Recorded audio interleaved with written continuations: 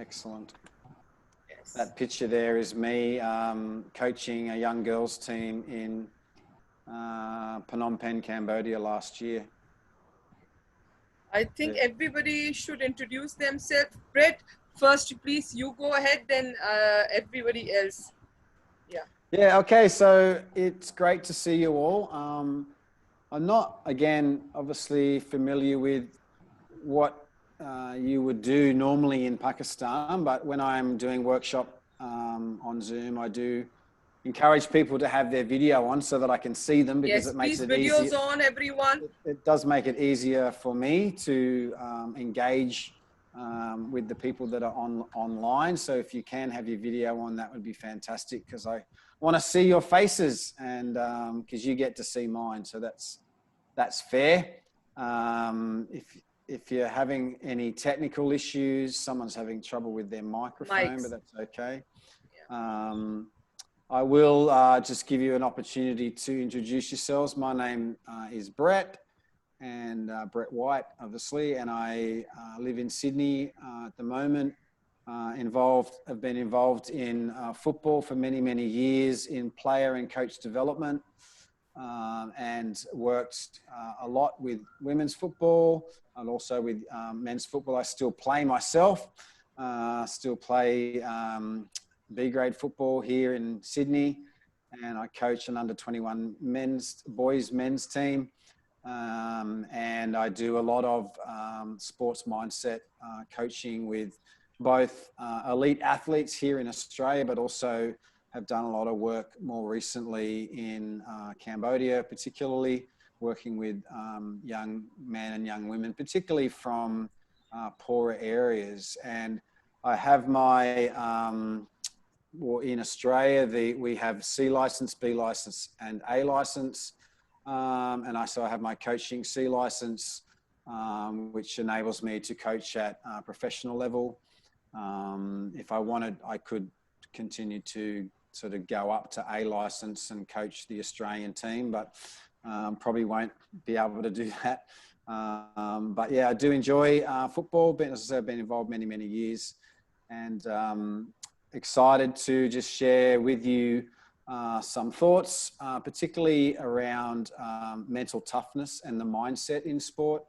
The area that I work here in Australia, I have my own business called Be Leadership, which also works with Sports Mindshift, which is all about helping people develop the other key areas to sport.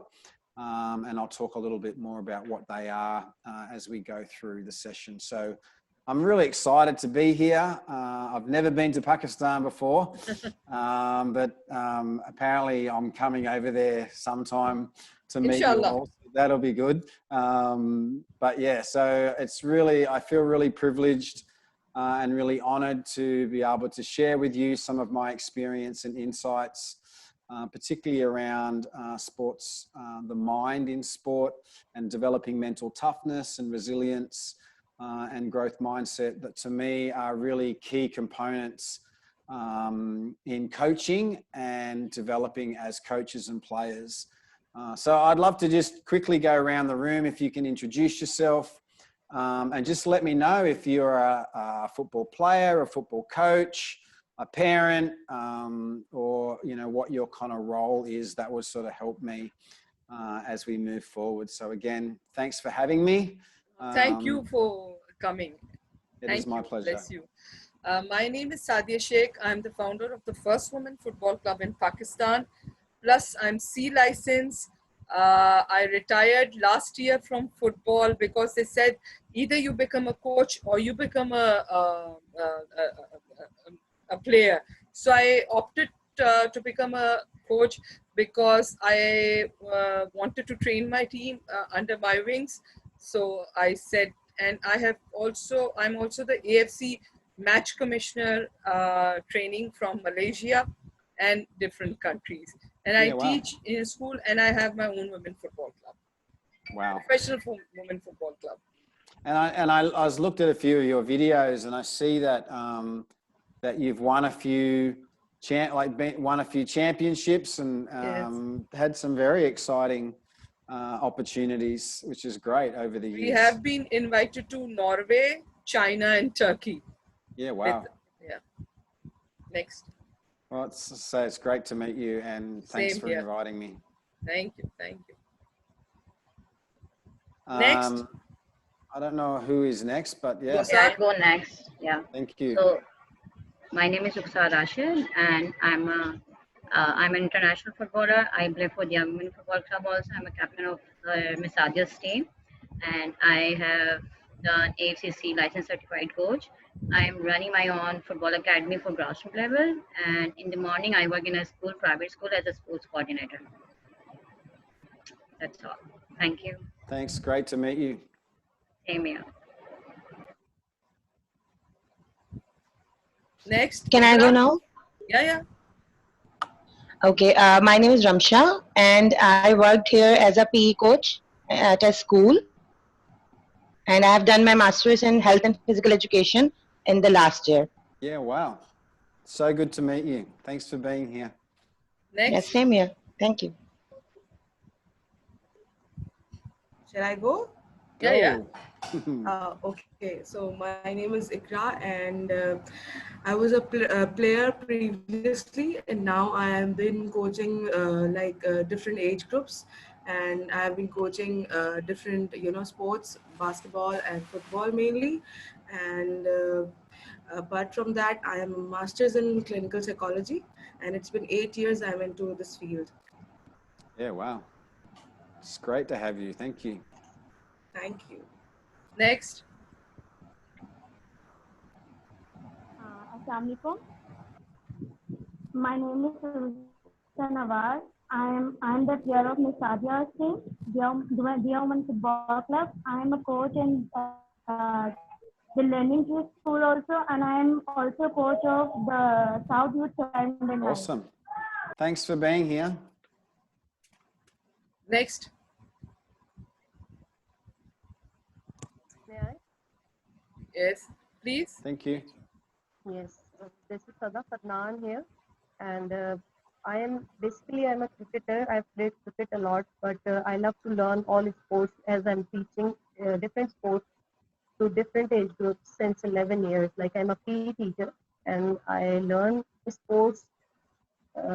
Like I've done studies also, different courses, basketball, international coaching course also. So that's why I'm taking interest in football.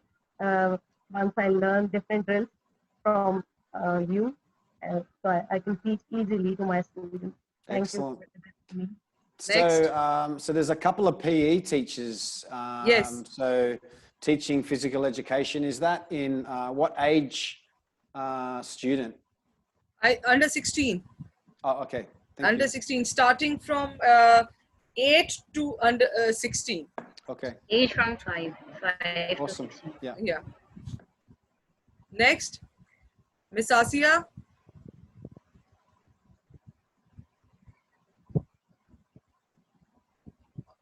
Assalamualaikum. My name is Kiran.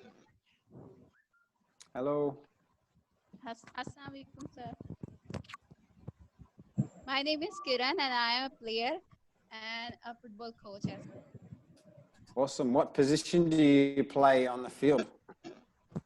I play midfielder, and usually if the team is hard, then I play as a defender. Okay, like a defensive midfield. Yeah, that's great. Hello. Yeah, hello. My name is Asya Tabassum, and I am PE teacher in Sadia in Dia Women Football Club. Fantastic. Great to meet you. Hello, my name is Yusra Batul Kadmi, and I am sea license coach and working in a school as a sports coach. And I have recently completed my MPhil degree in sports sciences, and I am trying to get admission abroad in PhD sports sciences. So I also worked as a sports coach with Dia Football Club. Thank you. Excellent. Thank you. Who hasn't said hello yet?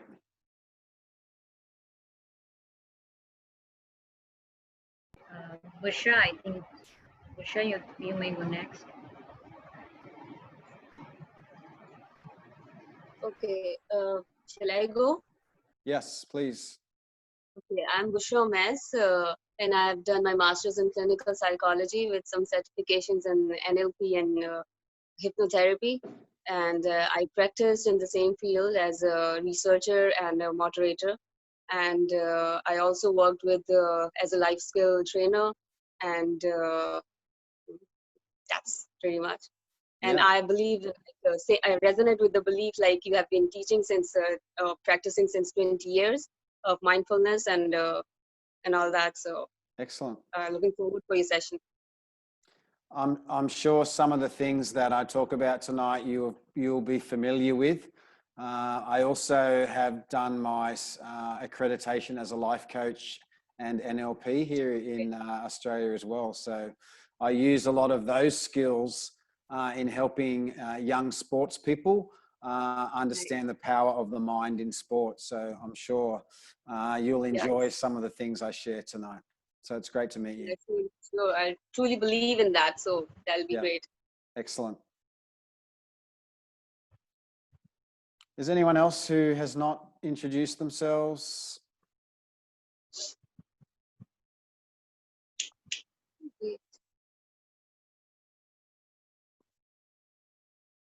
So I would, as I said at the start, and just encourage you, if you can, to put your video on so that I can kind of see you. It's helpful for me to sort of be able to see the faces that I'm talking to.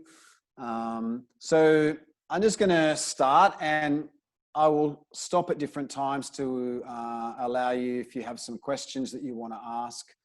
And so I want to look at some key areas in what I call beyond the ball, because there are three primary areas of football coaching that I think are really, really important. And one of those areas is the skill of playing football. So, you know, learning to dribble a ball, learning to, you know, defend, how to pass a ball, shoot on goal. So all the basic skills that we learn in football.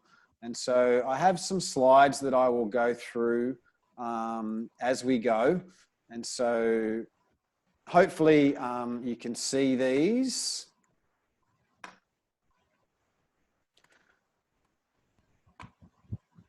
So there's three, well, I call it the three dimensions of coaching, if you like. So there is knowledge, there is leading, and there is mindset.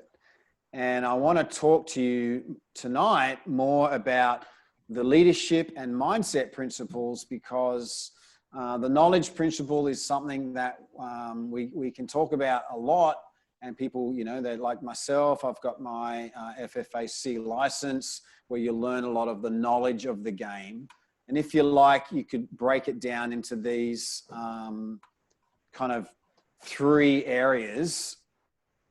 So your mindset is about your beliefs. And what I will do is I will send a copy of this PowerPoint. I will be very grateful. Thank you. At the end, so that people don't have to kind of write notes, so that you'll get a copy of this. I'm also going to send you, I'll send this to Sadie, a copy of my book. I've written a book. My book is called Sports Mind Shift. And I'll send a PDF version of that book. So it's a book, basically talks about 9 principles to help young people in sport. And so I will send a PDF copy of that. And then Sadie, you'll be able to send that off to everybody who's been in the training tonight. So thank you, Brett. I was about to ask you. Thank you very much. Bless you. My pleasure. So, so mindset is around our beliefs, our behaviors, our influence, our attitude, and if you like, you know, our mental toughness. And I think the more competitive you get and the higher you go up in sport, if you read the stories of, you know, great competitors, they will say that the big difference between a great player and the best players is mindset. It's not their skill, because their skill levels are very, very similar. It's actually their ability, like things like resilience, attitude, the way, what they focus on in a game or even in personally. And interestingly, a lot of these principles you can apply to your life, not just your sporting life. So we have mindset, we have leadership, which is things like, as a coach, you have to make decisions, you have to set directions, you have to have kind of insights, you have to deal with conflict sometimes, whether that be conflict with the players on your team, or conflict with parents, or conflict with other clubs or other people. And communication obviously is a key part of the leadership piece. And then obviously we have the knowledge, which is, you know, the football strategy, the skills, the drills, the experience, the structure of the team, and all of that. And so I think that the knowledge part of football is the one that is emphasized a lot in training and developing coaches. It's interesting because if I look back over my life, and the coaches that have made the most difference for me personally have not been, you know, the coaches that have been the most knowledgeable. They've been the coaches that have invested into me as a person. And so they've not, I have a philosophy in coaching that it's the person first and then the player. So I want to focus on the person. I want to develop the person, not just the player. And I find a lot of coaches, they're so focused on the football skill, on developing the player, that they neglect to develop the person.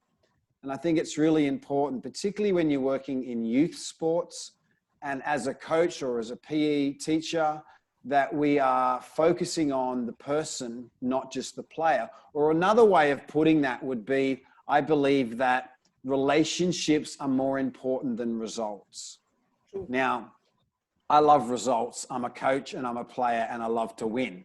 Okay. I'm a striker. And so I love to score goals. But as a coach, developing young football players, for me, it's really important that we focus on the relationship aspect, not just on results. And it's interesting because I believe that when we develop great relationships with our players, the results will come. And so I actually believe that great results flow out of great relationships. And so if we are just focused on results, particularly if you're playing in competition, it's a little bit different if it's just training and developing. But with people generally, if we are focused on the result and we neglect the relationship, then I think we miss out on a whole lot of potential that we could experience in the players that we are coaching. I remember listening to the guy from Manchester United in England, one of the big clubs in there. He's the youth development officer, and he was saying exactly the same thing, that he sees in the young people development, the key is actually developing the relationship. And then when they develop the relationship, because that builds confidence and it taps into all these areas like beliefs and behavior and attitudes and that kind of mental toughness, which really enables a young person to grow and develop, not just as a great player, but as a great person. And we want to, I believe as a coach, we want to create and develop great people, right? Not just great players. We want our players to be great people. And so just in this next little while, I just want to have, give you some keys that I believe are really important in this journey. Now, if like me on your screen, people's faces are in the way of what you can see on the screen, you can kind of move the box of faces. So I don't know if you've heard of the author Carol Dweck. Carol Dweck has written a book called Mindsets, and she basically looks at the two basic mindsets. And you might have heard of this in psychology or in coaching or in NLP, but basically the big idea is there are two unique mindsets. There's a growth mindset and a fixed mindset. And the quote that I have here on the page, you know, if athletes with a growth mindset, they find success in learning and improving, not just winning. And I think that's really important, because I think again, like as I was saying, if we focus just on results and not relationship, then our teams and our players will not enjoy the learning and improving of football and sport. And one of the keys in this, and I think, I'm not sure what this would be like in say, in Pakistan, but I know in Australia, we get very focused on results. Even at school, it's all about, the mark that you get and the difference between the result and achievement and the effort that people put in. One of the challenges for a coach or someone who's involved in youth sport is that we need to learn how to reward effort, not just result, okay? Because you might have two players on your team. One of those players might be a higher level of skill. And so whenever the ball is at their feet, they'll get around a couple of players, they might score a goal. And it's very easy for us to acknowledge and reward that result because they scored a goal. Everybody saw that and we celebrate that. But often there'll be a player who's maybe not as good skillfully, but they put in so much effort. So that what I'm saying is they are trying their hardest. They're giving 120% to the team, to the game, to the training, but often they get neglected and not rewarded because they're not getting necessarily the result, but they're putting in the effort. And I believe to develop great athletes, particularly in youth sport, we have to focus on rewarding effort, not just result. Because if we want to develop, because often a young player, particularly say an under 15 player, they've still got so many years left to develop as a player. And so we want to encourage effort as coaches. And this builds a growth mindset in our players.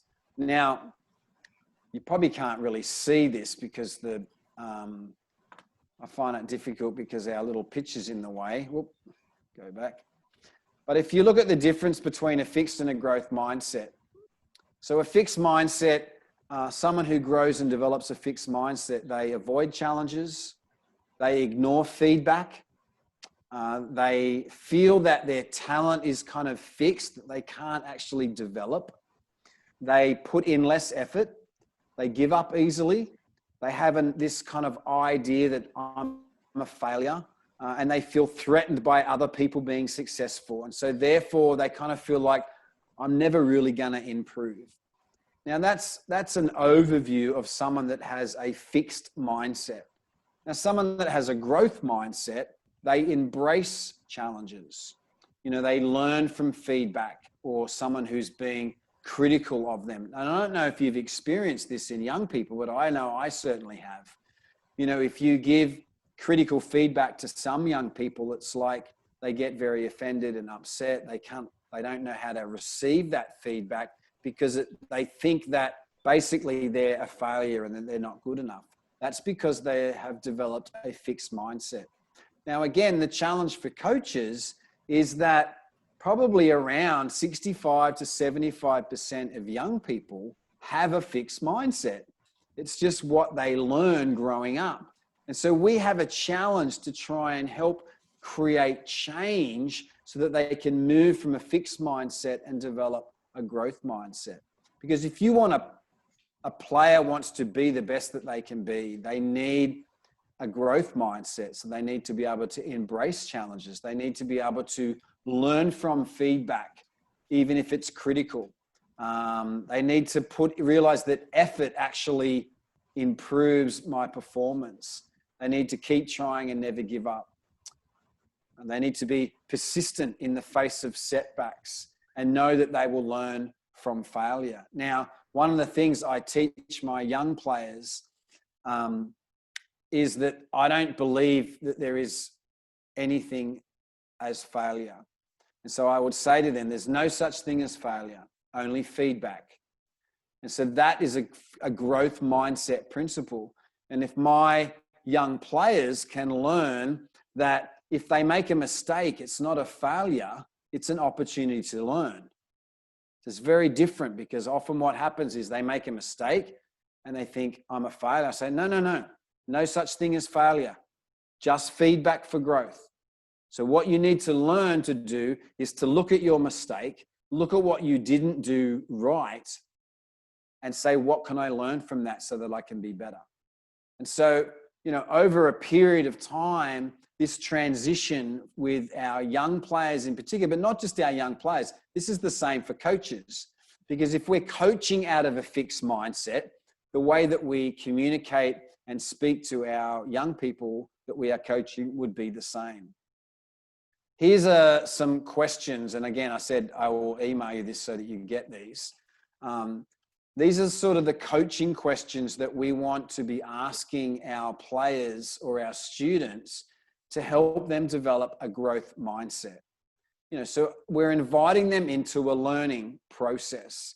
So probably the biggest difference between a fixed and a growth mindset is around challenge, around feedback or criticism, if you like, and setbacks and effort would be the main areas of different.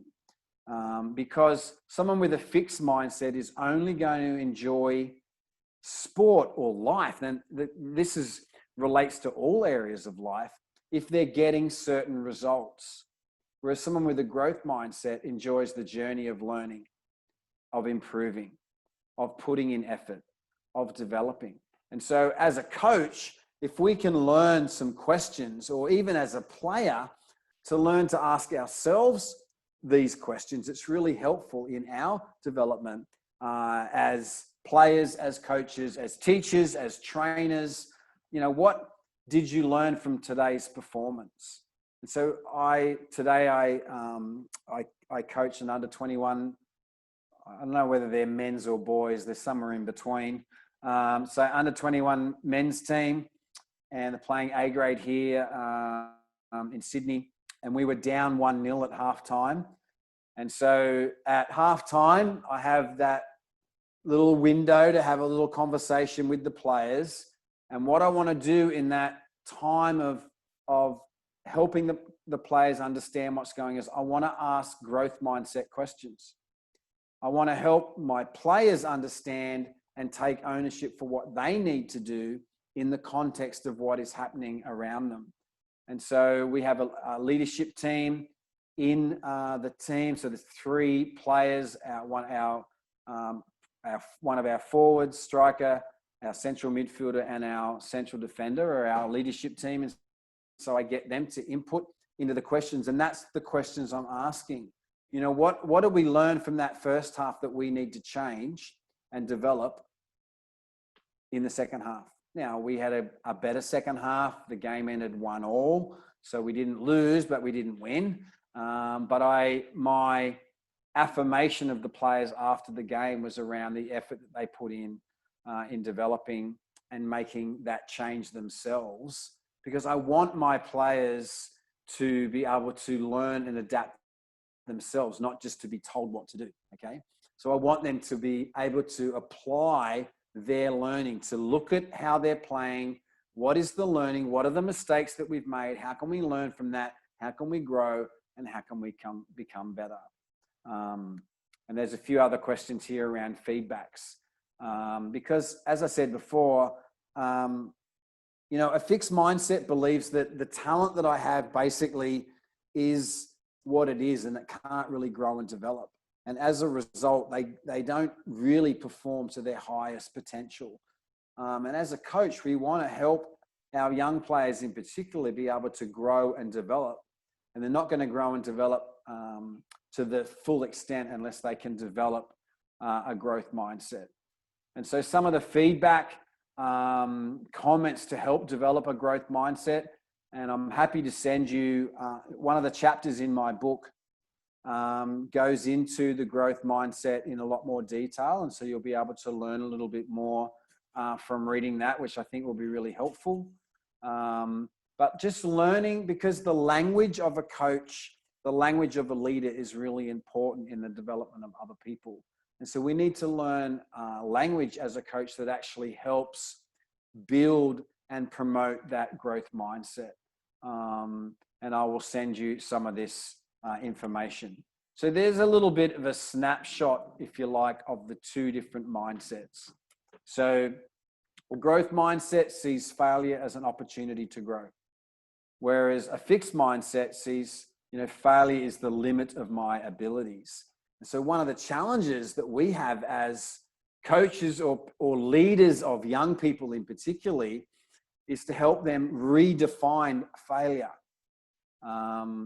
A growth mindset says challenges help me grow, whereas a fixed mindset tend to avoid challenges because they don't want to fail or look silly.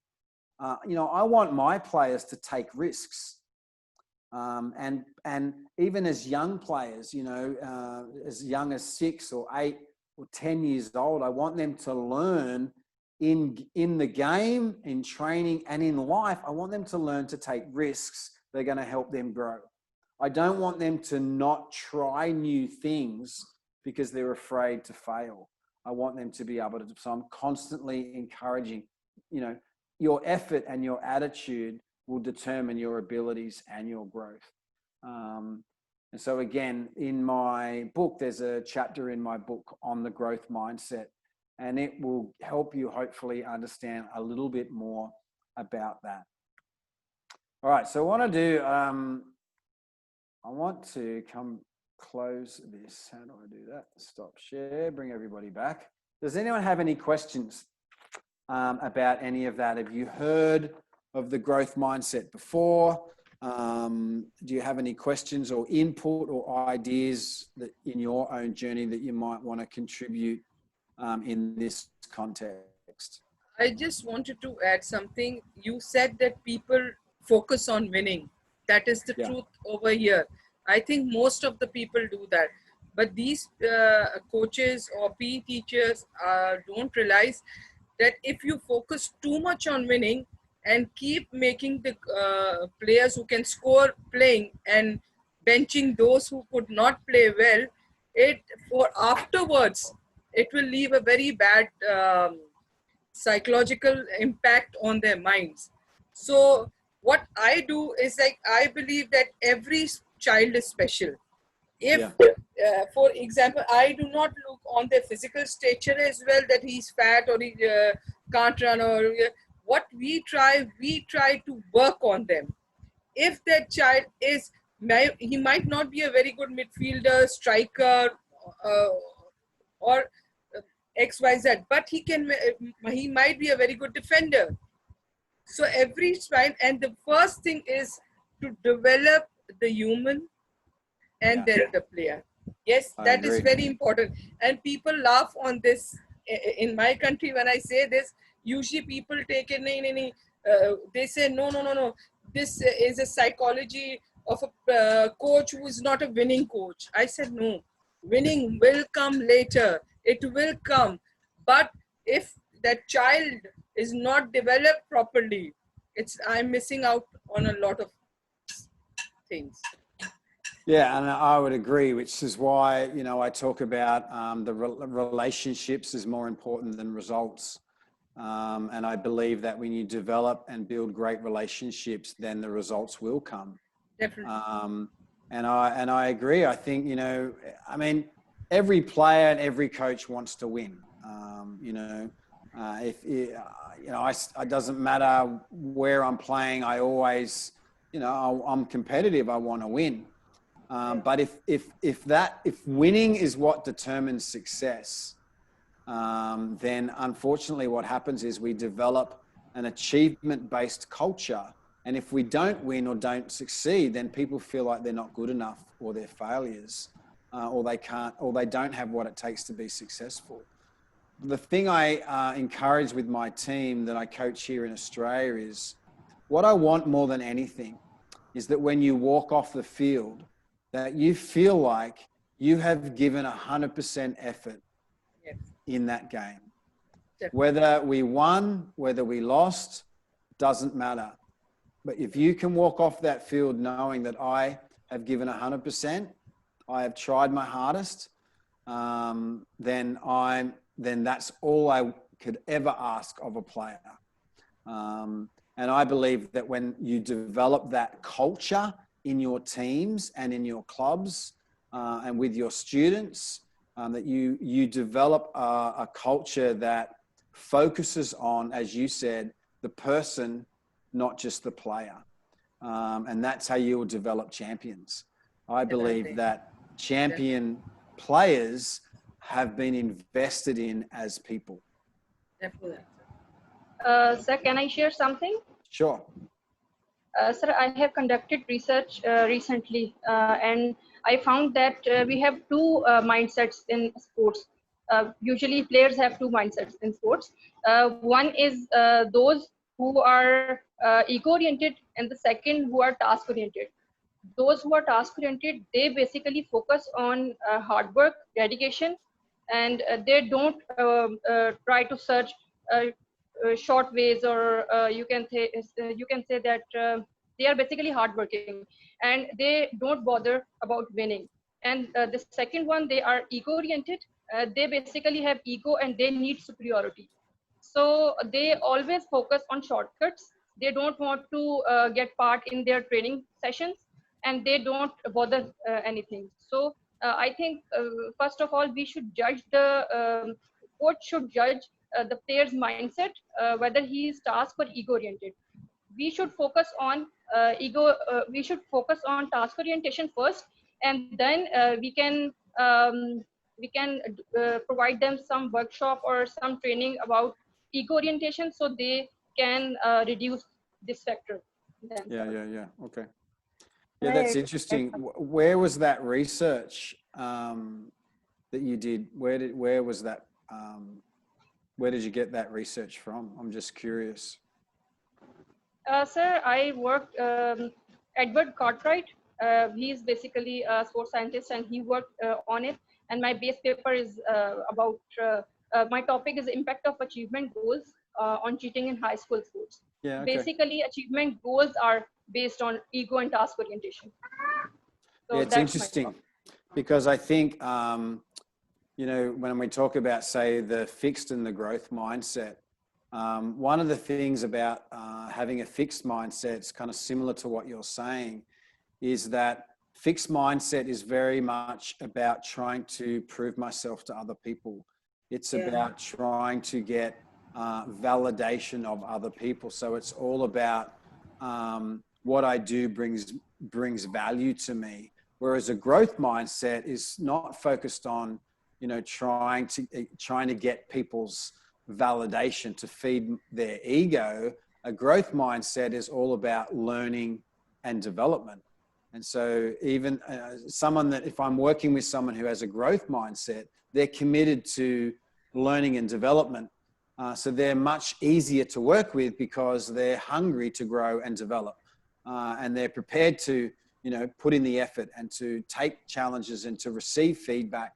Whereas someone who has a fixed mindset, they're so driven by, you know, this need to prove themselves to other people, to have, you know, their ego, their value in what they do, that they're not as easy to work with because, you know, they don't want to grow. They don't want to put in the effort.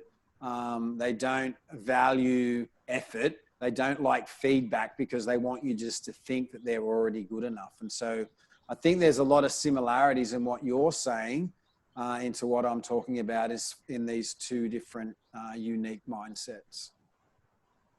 Can I add something? Yeah, please do. Like we are coaches, but we should work on ourselves first, and it's very important. Our mindset must be like growth mindset, so we can learn new techniques easily. We can deliver our like we are spending time with our students, with our players. So it is very important. We are converting our habits in them, and our nature reflects a lot. So our mindset should be growth mindset. So that as learning today, so we should think that we don't know about football so that we can learn easily. If we think we know everything, we cannot learn. We cannot deliver new techniques in our students. Yeah, I would agree. I think, you know, as a coach, we have to learn to develop a growth mindset ourselves, or as a teacher or as a parent.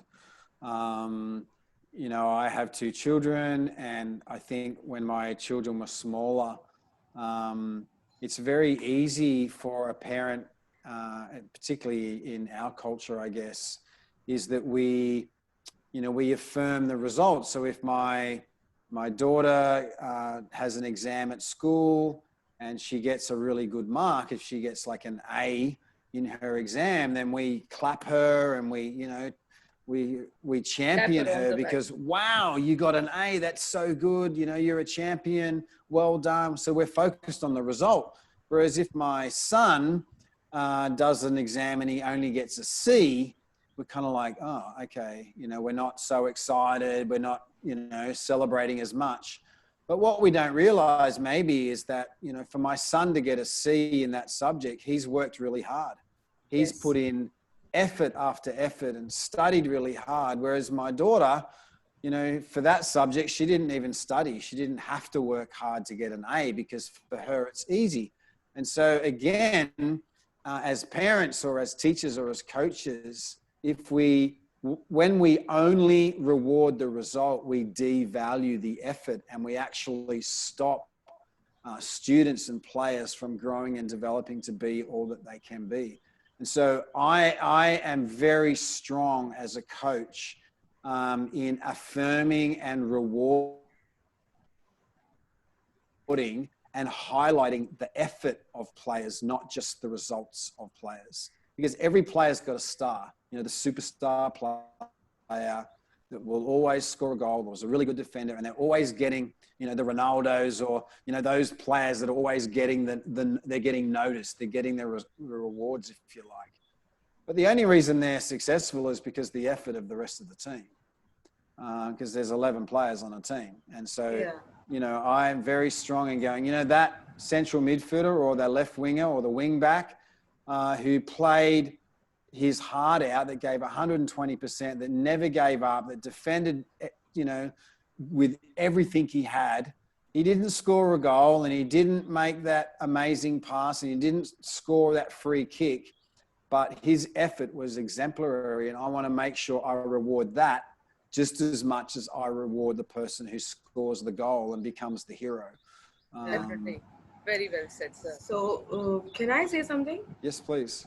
Okay, so what happens during our classes, there are people, those who are, you know, God gifted, and some people are not God gifted. Yep. Talking about their strength, their agility, their endurance. So what happens during my class, what I do is that I keep both the players in a team and utilize them. So the player that is not, you know, that agile, though they both cover up, and that's where teamwork comes out. Okay, so that point here is that being a coach, what I teach my student and what I practice also is that accepting each other's. So when acceptance comes in, you know, this all growth mindset automatically develops in the classroom setup or in the coaching class. Either it's, you know, because we are teaching children in a small group or in the large group, you know, just coordinating with each other and, you know, helping each other in, you know, creating a good teamwork. And it helps, you know, when the child is leaving the class, so he should be, you know, being rewarded. That's what you said, right? So he should know that I've done something and I am capable of doing that. So that's what I do. No, that's very good, because I think as a coach or a teacher or as a parent, if we only ever notice the really, you know, like you say, the God gifted kids who are like very, very good, we devalue everybody else. But what's interesting is at the age of, say, 10, 11 or 12, you might have a player who is this good, right? And you have someone else who's down here. And if you only focus on this person will drift away. But if you focus on this person and the effort that they put in, they keep trying, they keep developing. What's going to happen is this person will stay the same, and then this person over years will come up. That's right. And look, there's always going to be those exceptional players, particularly at high level football, who are, you know, always above, you know, I mean, there's so many like, you know, Messi or Ronaldo or some of those, you know, famous players. They're always going to be those players. But as a coach, yes, you want to work with them, but you need to develop the rest of the team. And the way you do that is by coming alongside and encouraging effort, development, and growth. Because I've seen players who, when they're 8 years old, they're small, they're not very fast, but they've got the right heart and the right attitude. And then by the time they're 16, they've grown up, they've got bigger, they're twice as fast, and all of a sudden they become some of the best players in your team. Now they often get neglected and not looked at when they're younger because they're not the star of the team. Very true. So, yeah. Very true. We have a mixed May I girls say team. something? Sorry, Yeah, yep. please. Actually, Video on actually kar de. some problem is with my camera. Okay, no problem. Sorry for that. Excuse me, sir. Some players have fear of losing. Notwithstanding, we motivate them to learn new skills, but they don't. How can we remove the fear of losing in our players? Okay. I think one of the strategies is the way that we teach and communicate around success and around failure. And I think helping particularly young people learn that, you know, making mistakes and getting things wrong is part of the success journey. And so I encourage, I say this to my players, is, you know, I would prefer you to try something and get it wrong than not to try. You know, so I'm going to reward, wow, you know, you tried that move, or you thought that that was the best option in the game, and you tried to get around that player to feed the ball to the, you know, the wing back who was making a run. I could see what you were trying to do. You didn't execute it very well. So, you know, you didn't get around the player, or you lost the ball, or the pass did. But what you were trying to do was right. And so I want to encourage that and go, if you keep trying and keep doing that, that will come off for you.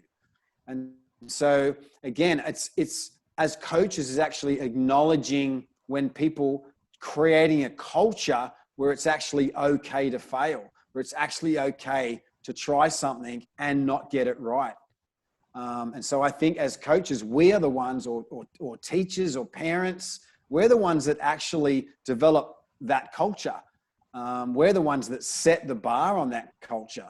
And so as a coach, and I've seen this in youth sports, you know, a player tries something and the coach basically yells at them from the sideline to tell them, you know, you shouldn't have done that, get back, you know.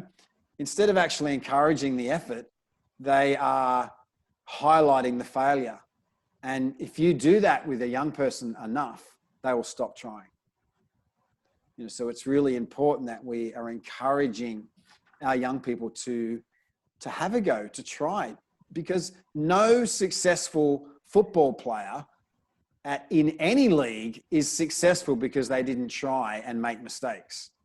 One of Australia's most famous footballers is Tim Cahill. I don't know if anyone knows of Tim Cahill, but I know Sam Kerr. She's my favorite. Sam Kerr. I mean, yeah, she is a legend. She's awesome. She's would be Australia's young and ruthless.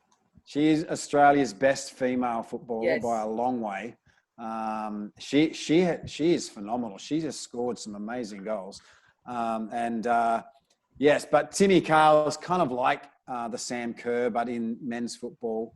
Okay. And I hear his story. And he's played in 3 World Cups for Australia. You know, he played in Europe, played for Everton. You know, but he failed so many times in his journey towards success. And so I go, you know, as a coach, we have to embrace failure. We have to embrace mistakes in our young people so that they become familiar and okay with making mistakes along the way, if that makes sense. Definitely. Okay, I want to give you a little, this is a little, I guess I'm trying to think, it's a little tool that I use with young people. And it's called above and below the line thinking. And so basically what I want to do as a coach, I want to help my players learn the difference between above and below the line thinking, because if somebody is thinking and behaving below the line, they will not be successful in life or in football.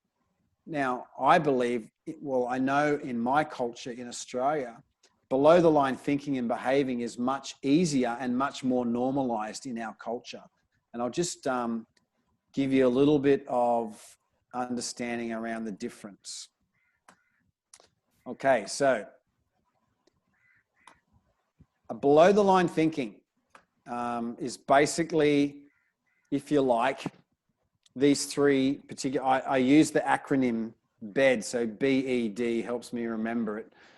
So again, this is one of the chapters in my book called Sports Mind Shift, where I talk about thinking and behaving above the line or below the line.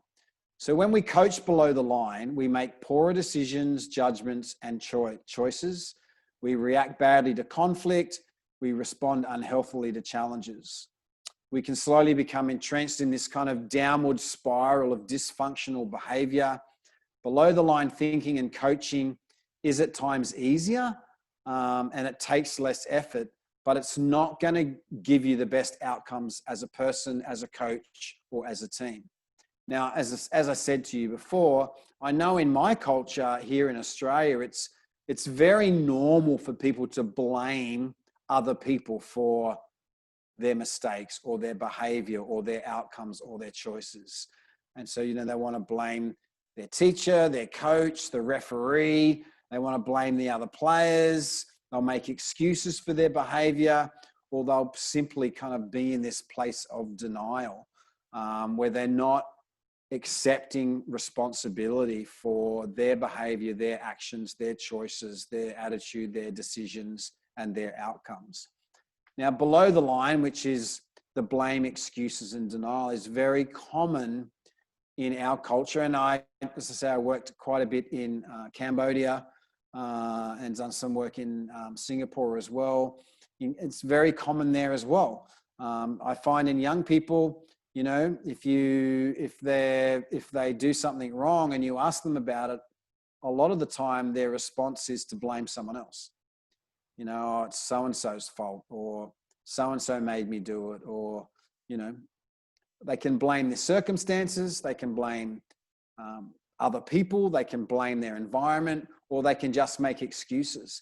Now, if we want our young people and our young players to be successful, and if we want to be successful, then we need to learn to shift from that below the line way of thinking to above the line, where we are and our players are taking responsibility. So taking ownership, accountability, and being responsible for their behavior. So I believe that we are ultimately 100% responsible for the choices that we make, our behavior, the way we respond, the things that we decide to do. And I believe that when a coach or a player is playing above the line, they make much better decisions. They react and respond much healthier to the things that come their way. They interact with people in life more effectively. And, you know, the challenge for each of us is to become aware of how our thinking sometimes sits below the line. And we need to learn how to shift it and take responsibility and ownership for the decisions and choices that we make in our life. So one of the things I teach young people in particular is the difference between above and below the line thinking. And I would encourage you, again, as a coach, but also in the way that you are developing your players, is to encourage them to take responsibility. You know, so if something, I mean, even in the game that I coached today, there were times when, you know, something didn't go right for the team, and, you know, the left back will blame the centre back or the goalkeeper will blame the left back. Instead of saying, you know, what part have I played in this, and what's the ownership for me? What do I need to take responsibility for? But as I said, you know, I think young people learn from a very early age that it's much easier if I just blame someone else, or if I blame the system, or if I blame my coach, or if I blame my circumstances. We learn that that's much easier to do because it doesn't require anything from us. We don't have to change. We don't have to put in the effort, and we don't have to create something different around it. So one of the simple tools I use is this principle of above and below the line, because I think it's so critical in the development of great people and great players. And the other thing that's kind of connected to that, I don't know if you've heard of Mia Hamm. She's probably considered, maybe not these days, Definitely. but she was, you would have heard of her, yes. Certainly was considered probably one of the best women's soccer players in the world for many, many years. From America, right? Yeah, American footballer, yep. And she was asked the question, you know, what's the most important thing for a soccer player to have? And her response, she said, with no hesitation, she answered mental toughness. You know, she didn't mean some innate trait. You know, she said, when 11 players want to knock you down, you're tired or injured, the referees are against you, you can't let any of that affect your focus. That is mental toughness. And one of the things that, again, we want to help develop in our players is this idea of focus, because focus dictates your results, your outcomes, and your culture. So in a sense, again, the tool or the rule that I teach my kids is, you know, what you focus on is what you will experience more of. And my son, he played goalkeeper for 5 years at the highest level here in Australia, so representative football here in Sydney, and for a Premier League 1 team. And one of the things I noticed about goalkeepers is that if a goalkeeper doesn't have a mental toughness, if they haven't learned how to focus properly, and a goal gets scored against them, what are they focusing on? They're focusing on the goal that just got scored against them, and they get stuck in that moment. Whereas a great goalkeeper with mental toughness will go, yep, I've let a goal in. I may have made a mistake. I may have done something wrong. It doesn't matter. I'm going to forget about that, and I'm going to focus on what I need to do next. So they're learning to focus forward, not focus on the mistake. Now, they can look at the mistake later and work out what the learnings are around that. But in a game or in life, the rule is, the tool is, whatever you focus on, you will experience more of. So if you focus on the negative, if you focus on what you don't have, if you focus on what you haven't achieved, if you focus on all the negative, you will experience more of the negative. I don't know if this is something, I think Bushra, you were talking about doing NLP. I know this is one of the principles they teach us in life coaching and NLP is the power of focus. So the ability to, whatever you focus on, you will experience more of. And so if you want to experience more of the good and the positive and the growth, you need to learn how to focus on those things. And it's true in all aspects of our life. If we, you know, focus on the negative in a person, we will experience more of that negative in a person. But if we focus on the positives in that person, we'll experience more of the positives. Now in football, we want to empower our young people and our players and our coaches to focus on what's important.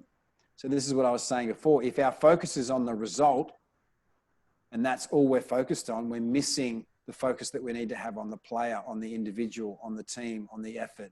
And so focus is so important, is learning to pinpoint your focus on the most important things. And that will help you develop that mental toughness. And so it's interesting, as I said right at the beginning, the difference between a great soccer player and the best soccer player is not their skill. It's their mental toughness. It's their resilience. It's their ability to get up. It's their mindset. That's right. It's their ability to get up and have a go when they make a mistake. It's their ability to focus on the right things at the right time. Because, you see it in professional footballers all the time. They'll often have this slump in their career where they're not achieving their results anymore. And it's all up here. It's not like they've all of a sudden don't have any skill anymore. It's because they're not confident up here, and that mental toughness, that ability to be resilient and to keep going and to keep trying. I don't know if any of you have been on a team and you've lost by quite a number of goals. You've been in a team that's been beaten 6-0 or 8-0 or 10-0 or 10-1, or has anyone ever been in a game like that? I used to play as a goalkeeper, but no, not so many. Not that bad? Not that bad. 3-0, 4-0? Okay, that's good. I used to play in that club because our club was new, and Dia was the oldest club, I think, because so we used to, lose our matches from 6-0, 7-0. Then later on, when our club grew, so we, gave the margin a little lesser than the previous year.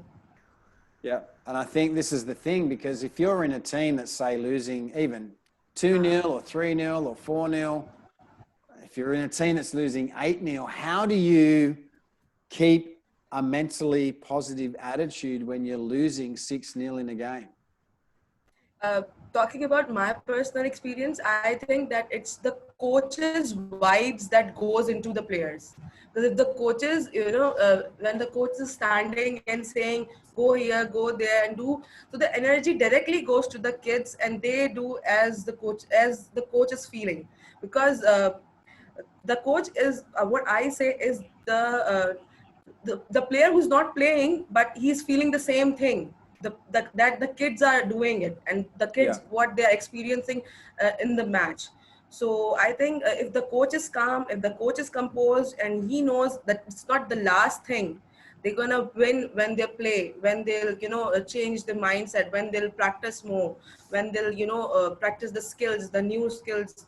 So it's just that way, that never giving up attitude will lead to a good team and a good player. Yeah, I agree. So building that sense of resilience is really important in our players. And I actually think sometimes it's good for players to learn to lose. Yeah. I think when you're in a team and all they've ever experienced is winning, and then all of a sudden they play a game against a better competition, maybe internationally, and they all of a sudden lose, they don't know what to do. They don't know how to cope because they've never actually lost a game before. And that's where the mindset kicks in, which is, I think, really, really important. Yeah, true that. Losing is the best learning. I agree. And I said that to my boys today. We didn't lose. We had a draw 1-1, but I said to them at the end of the game, I said, this is really good experience for you, because you need to learn how to play football, because their first 2 games of the round, they won 7-1 the first game, and then they won 5-0 last week. So they'd played 2 games and won very easily. And then all of a sudden today they're playing a game at halftime, they're down 1-0 and they only have a 1-1 draw. This is important learning for them, because they probably went into this game a little bit too confident. They'd think it was going to be easy. So they weren't putting in the same kind of effort that they might normally put in. And it teaches them around humility. It teaches them around growth and development, that they're maybe not the best team. It's not, and I say it's not always the best team that wins football games. It's the team that is hungrier, that plays more together as a team, that is prepared to fight for every ball, that puts in the 100% effort, that plays together as a team, that, wants to win or wants, to play the best that they can play. It's not necessarily the most skillful team. And you see this in World Cups. You see this in English Premier League, where, the top of the team, like a Man City or a Liverpool or a Chelsea, will play a team right down the bottom, and that team will win. and definitely Liverpool is a better football team, skillfully, but in that game, that team play with more heart, more passion, more energy, with more desire, and play together as a team. And if we can instill that in our players, I think, you know, that's one of the greatest gifts that you can give to the young players, is to play, you know, with that kind of an attitude, if you like. Definitely. So there's a couple of other things I just want to share. Whoop. Where are we? So I talked a little bit about the power of mindset. Another thing that I think as a coach obviously is really important is our communication. And where I see this being really critical is around this idea of expectation. And I think so often as a leader or as a coach, we have these expectations of our teams, of our players. Maybe we have expectations of our managers or our coaches or our parents.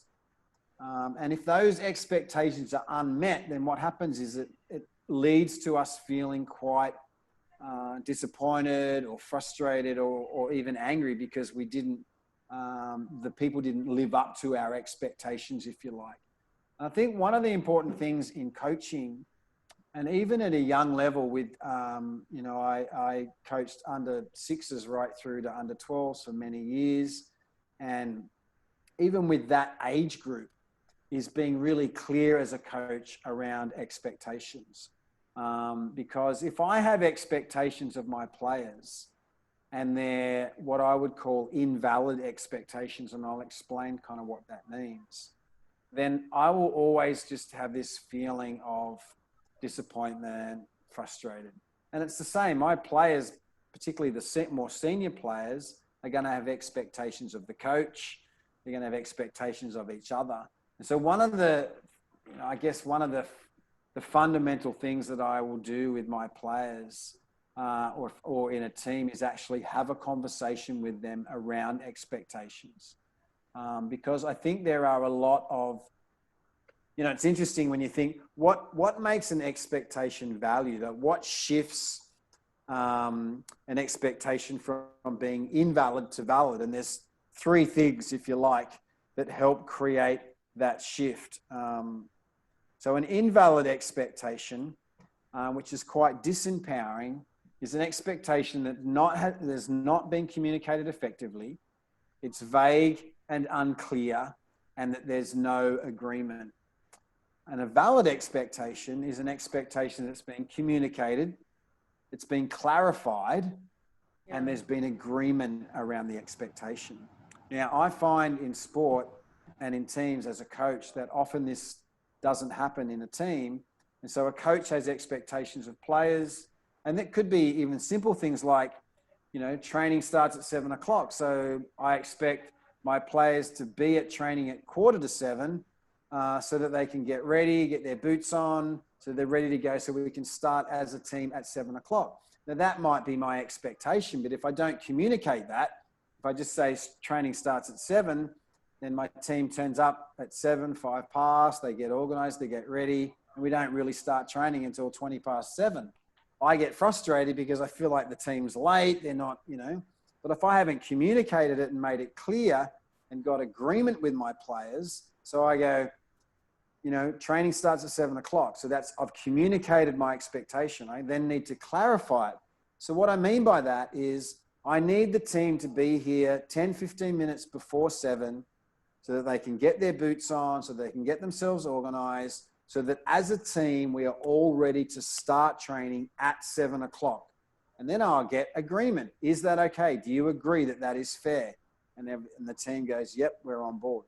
So all of a sudden now that expectation becomes valid, and it takes away those elements of frustration and disappointment and gives me an opportunity as a coach. If a player turns up at 10 past 7 or 20 past 7, I now, because we've made an agreement around an expectation, I have a way of communicating to him to bring him into the context and the culture of the team because we've made that agreement. Has anyone got any questions about that? One thing, sir, sometimes what happens whenever you have expectations, usually you are let down. This Yes. also aggravates you or makes you angry. Yes. Psychologically, how should you deal with it? So I would say that part of the issue is if we have an expectation that is not communicated properly or clarified properly or agreed upon, to me, that's the starting point. Once you've communicated and clarified and got agreement, whether it's with your players or with your coaches or with your organization, then you have the opportunity, because you've made an agreement around that, you can then have a conversation around that expectation that you maybe wouldn't have been able to do if you didn't have agreement. And so I think those three elements are absolutely critical to get up front. People will still let us down and not live up to those expectations. We need to realize that that is part of life. But I also would say, when I set those expectations with my team and we develop that culture where there's agreement around those expectations and what we value, that if someone is not fulfilling those expectations, it's often the other players that address that with that player, and I don't have to do it as the coach. Okay. Because it almost becomes like, well, hang on a minute, as a team, we've made this agreement and you're not. And so it's kind of takes that pressure off me as a coach to have to enforce that expectation. You mean the captain and vice captain, or Yeah. Yeah, okay, done. Just other players even. Okay. Because what we want to do, again, if you go back to the above and below the line thinking, we set values or expectations, and then we say, we're going to take responsibility. You know, we're not going to make excuses and blame anyone else. We're going to go, if this is one of our values and this is what we expect from the team, and if someone, it's kind of like peer accountability. It's actually one of the key elements in building great teams is peer accountability. I mean, again, it's probably another session to do in another time, but building healthy teams, the foundational piece is trust.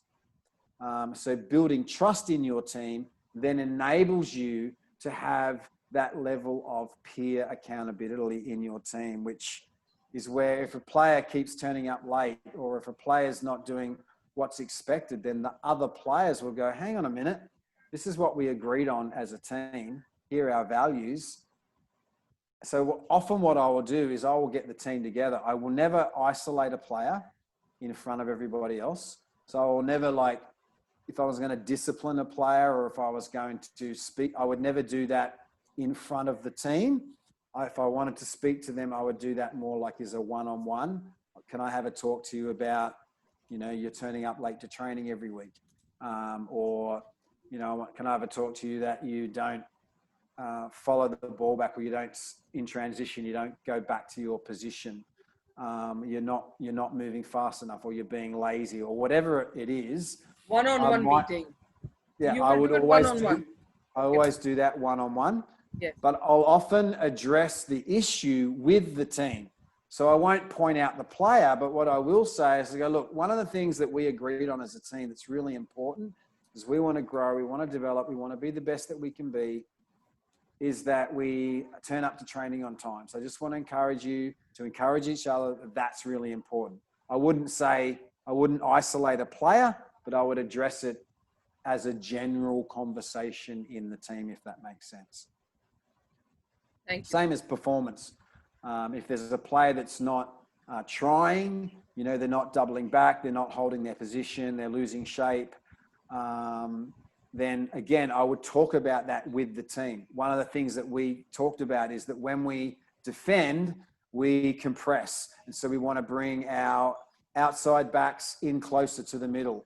And I would just address that as a whole team. Now, it might be one player that's not compressing when in transition to defense. And so they're staying out too wide, and all of a sudden we have these gaps. Now, I would address it as a team, but then I would speak to that player individually and go, you know, what I really need from you is that when we lose the ball or we go into that defensive structure, you need to come in to compress our defense, to stop those holes. And I've just noticed that you're staying out too wide when we lose possession and defend. Now, when we switch, transition and attack, I then want my wingers to spread, because I want us to be as wide as we can. I mean, this is one of my coaching philosophies. Not everybody does this, but I very big on a compressed defensive structure and spread when we attack, because you spread. Then if you're spread, it'll spread their defense and create holes.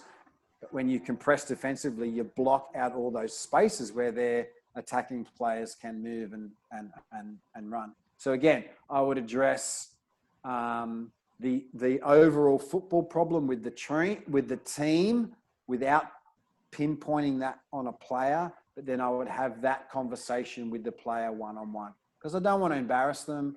I don't want to humiliate them. I want them to know that I care a lot about that person. And so I want to come alongside them, and I'll always do it in an empowering way, in this sense. This is what I really need from you. This is what I've noticed. I noticed that you're hanging out too wide. The reason it's important that you compress more defensively is because it'll block out that hole down that left side of the park, and they seem to be getting a lot of opportunities down there. So I'm giving reason to why I'm saying what I'm saying as well. So yeah, as a coach, I'm always, particularly in the game situation or even at training, I will never pull out a player and publicly say that they've done something wrong or that they're not doing this. It's very humiliating. It's not empowering. It will not lift their spirits to be better. I will address the football problem with the whole team, but I will then have a conversation one-on-one with that player. Thank you. Very well said, sir. Very well said.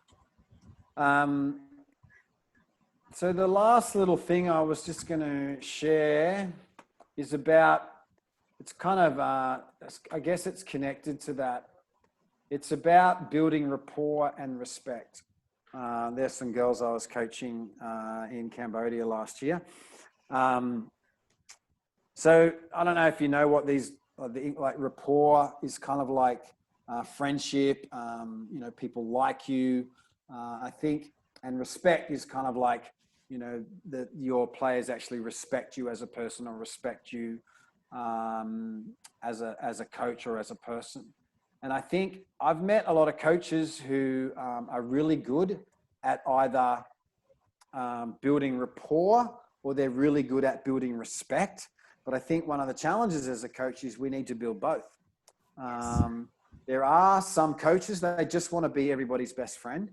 And so they want to be friends with everybody in their team. And so they build great rapport. All the kids on their team love them because they're really nice and they're friendly and they let them get away with stuff and they don't discipline them. And, you know, so the kids really like that. And so they have this great relationship. But if that coach wants to actually create change, or they want to discipline, or they want to point out some things that they need to do differently, often the players don't respect the coach, so they won't listen to them. And so building that both rapport and respect for me is really important. I've also met coaches that build great respect, and it's almost like the players are scared of them. They're fearful that if they get something wrong, the coach is going to go mad on them. And so there's this sense of almost fearful respect, but there's no rapport. And I think particularly, you know, you look at some of the great coaches, you know, Sir Alex Ferguson, who coached Manchester United for many, many, many years. He had this amazing ability to build both of those key components in his coaching. Great rapport, so the players liked him, and great respect, and they really respected him and his opinion and what he said. And if those two things didn't happen, he'd often just see you later, you're not on the team anymore. And so I think particularly in youth coaching, when you're coaching young people in particular, I just think it's really important that we as coaches build both rapport and respect with our players. We want to build good relationships. We want our kids to know that we care about them, that we're interested in them. But at the same time, we also want our young people to respect us, you know, to honour our time, to honour our commitment, and to do what we say. It's interesting, they did a survey, I don't know, the John O'Sullivan, who's written a book, Changing the Game, which is all about youth sports in America. And he did a massive big survey, and these were the 5 top things that young kids said they want from a coach. Encouragement, that they're a positive role model, clear, consistent communication, the knowledge of the sport, and that there's someone who listens. And I think they really connect well in with this idea of building rapport and respect. Definitely. So that's kind of like, you know, the big ideas that I wanted to kind of share with you tonight. And as I said, I will send to you a copy of the PowerPoint and also a PDF version of my book, Sports Mindshift, which a lot of these principles go into a little bit more in depth. It's written specifically. No, it's my pleasure. It's written specifically for, you know, coaches who are coaching young people. And I'm sure you'll get some extra learning from some of the things that I've said tonight. But does anyone have any questions, or I'm happy just to do some questions for a few minutes.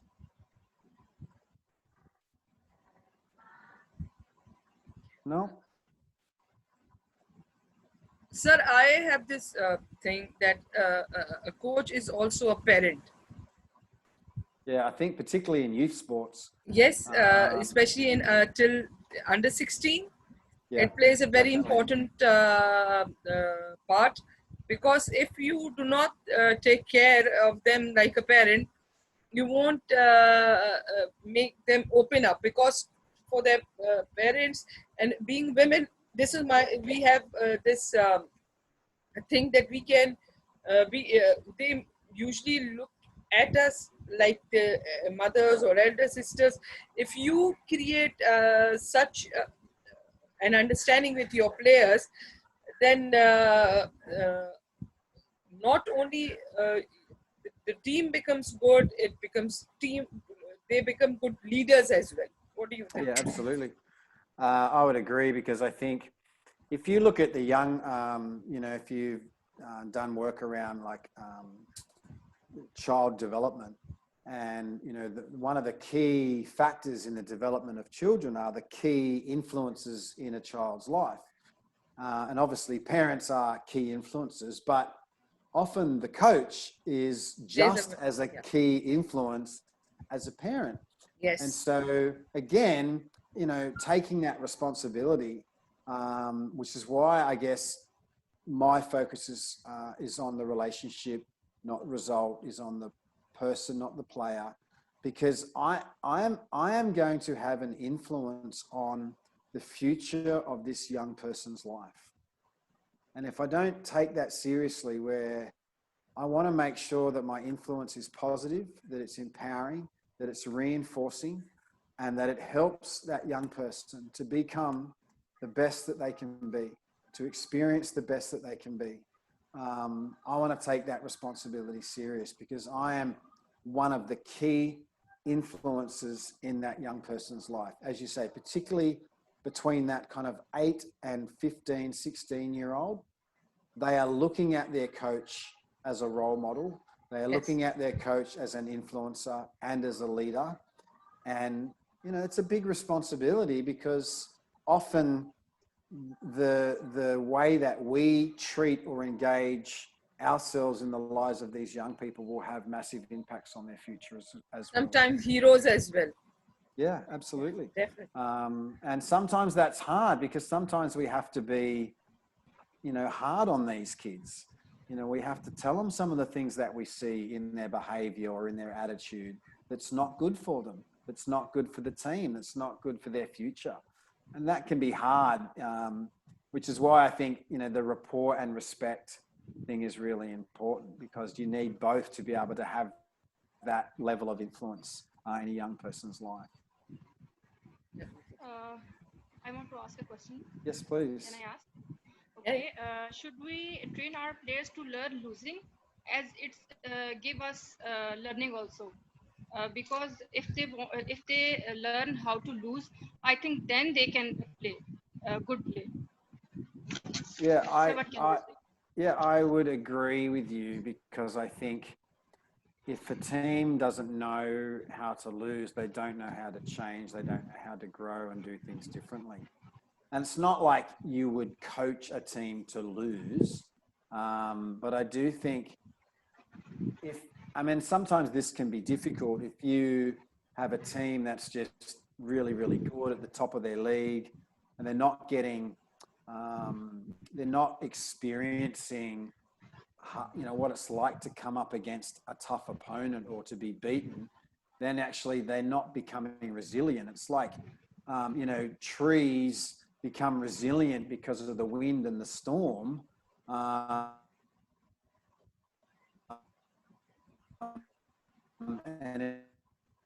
if they don't experience the wind and the storm, they're actually quite weak. And so what I would actually do is in training opportunities, I would definitely put my team in opportunities in training to lose.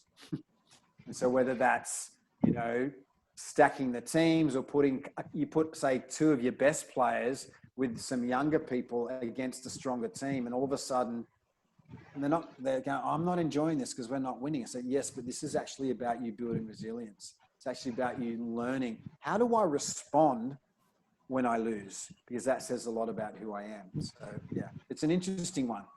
Definitely. Thank you, sir. Okay, well, that's done for me. Again, I want to thank you all for coming. It's been great to see you.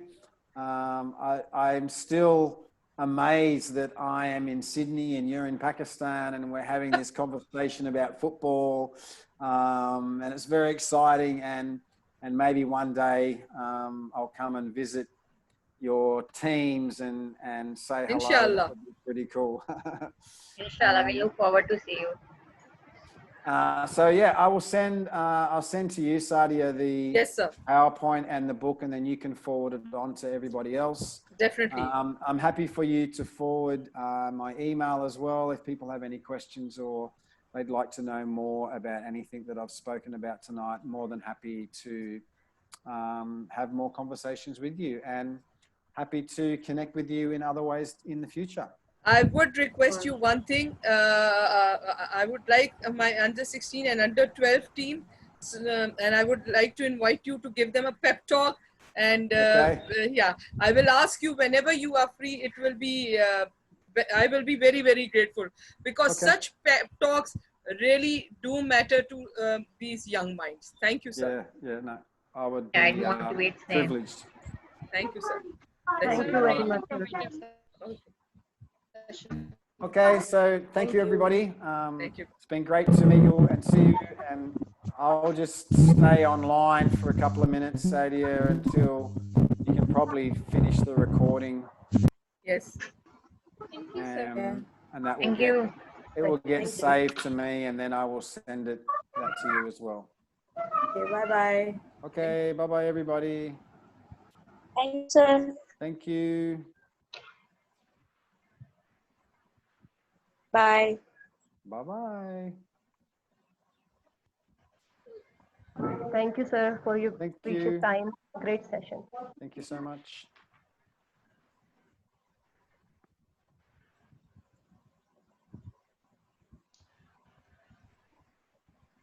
Sadia भी बहुत अच्छा रहा. Thank you.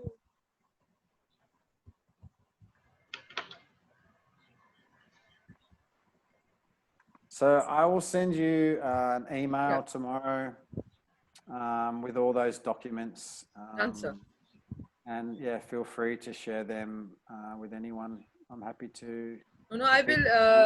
The PowerPoints, the recording will definitely go, and the book will go to everyone, because it's a very good opportunity for us. And whenever we will need help, we will open the book and read through it. Sounds great. All Same. right. Thank you so much, everybody. Thank you. And I Thank you, will. sir. I'm gonna go now. sir. Thank you, It's like I think it's 8:30 here, so Oh, good night. a little Thank bit you. later Good night. night for you.